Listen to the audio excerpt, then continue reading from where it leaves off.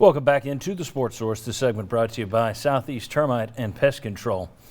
Folks, it is still in the 70s out there in November, 60s and 70s, which is hard to believe. That means then there are still bugs that are looking to get into your home for the winter. That's, box elder bugs, stink bugs, ladybugs. They all want to get into your house. And the problem is if they get in your house, they're going to lay eggs, which means by next spring, your home is going to be overrun with ladybugs in every windowsill. Get the fall invader treatment. Call Southeast Termite and Pest Control, who I use, and I use this service every year, and they take care of me, do a great job. Family-owned, locally-owned business since 1971 right here in East Tennessee. Southeast Termite and Pest Control. All right, I want to welcome in the next two members of our panel. BFL Sterling Hinton right here. BFL Daniel Hood down there. Letting the hair come back. Gotta let it come back. All right, very good. It's winter time. It gets cold. Let's talk about offenses and quarterbacks, okay?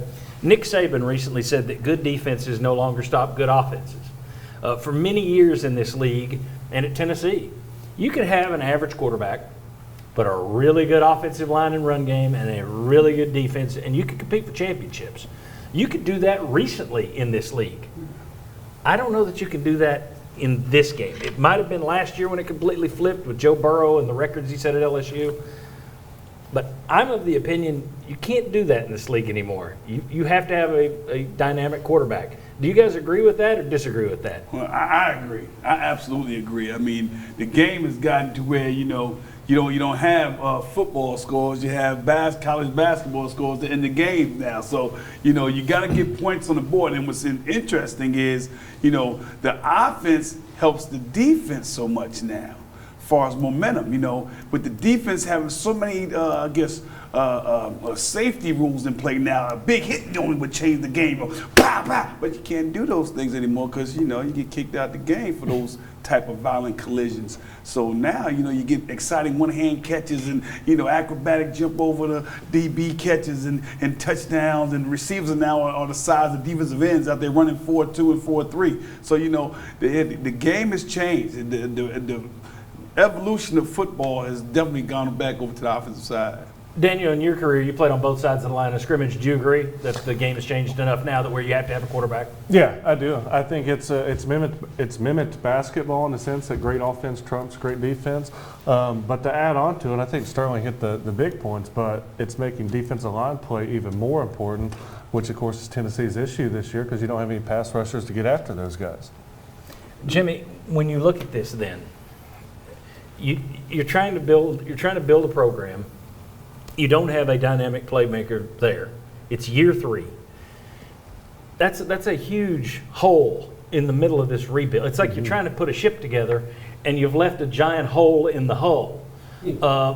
It's made worse when you look at what Michael Penix, who we've been telling you about for the past few weeks here, Michael Penix at Indiana did yesterday, went to Ohio State, threw for 495 yards and 5 touchdowns with no run game. They had no run game to help him, and he's throwing all over the place.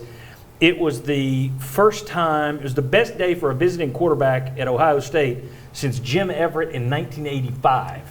That's the kind of day that kid had.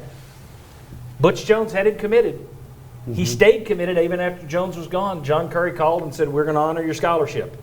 Then John Curry got fired, and 1 week before signing day, Jeremy Pruitt said, "We're not honoring your scholarship. We don't need you here."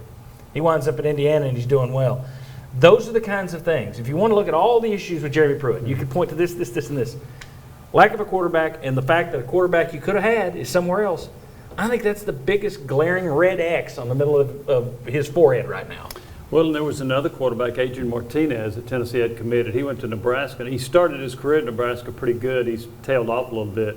But Penix has been terrific. In fact, Tennessee would have played against Penix in the Gator Bowl last year against Indiana, except he was hurt, and Peyton Ramsey got the start. But we had talked about that quarterback issue with the Pigskin panel a while back, and I said you cannot win with unless you have a really good quarterback in the SEC. And then I thought, gosh, Stetson Bennett's going to prove me wrong. Well, he didn't, because Florida beat Georgia head-to-head, and Kyle Trask was brilliant in that game. It's changed. And when Saban talked about how that has changed, I remember he was on the SEC teleconference, and somebody said, "Did Tua Tagovailoa change your mind?" He said, "No. He said, Hugh Freeze changed my mind because Ole Miss beat Alabama 2 years in a row with an explosive offense. He said that's when he began to realize you better be able to score a lot of points if you want to win at a high level. Jimmy Himes bringing the gas to the fire today, mentioning the Hugh Freeze things. that fired him up out there. I think that when you look at Jeremy Pruitt, though, there are people who still say about Butch Jones, well, it was Josh Dobbs. Yes. Yes, it was. He got him. He played him. That's exactly right. Why are we in year 3 and you still haven't found your Josh Dobbs? I know that quarterbacks don't grow on trees, but you've had 3 years.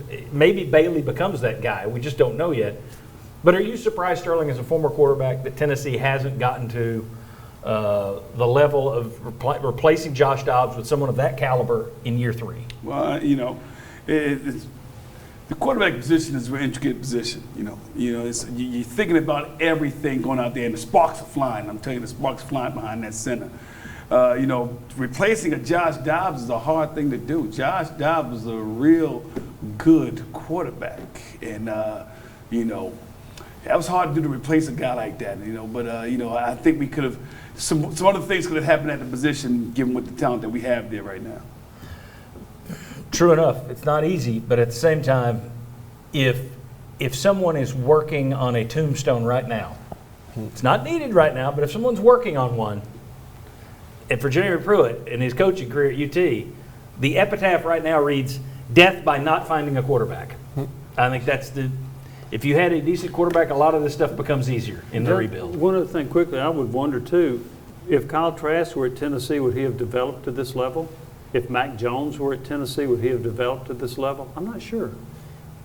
Let me give you another one.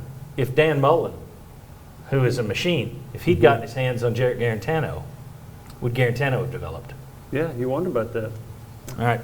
When we come back, let's talk about Harrison Bailey. You got to see some of him yesterday. What did we take of him? What did we think of him? How valuable was that for him to get on the field? How valuable was that for coaches to see him on the field? We'll discuss all that next on the Sports Source. Come on back, folks.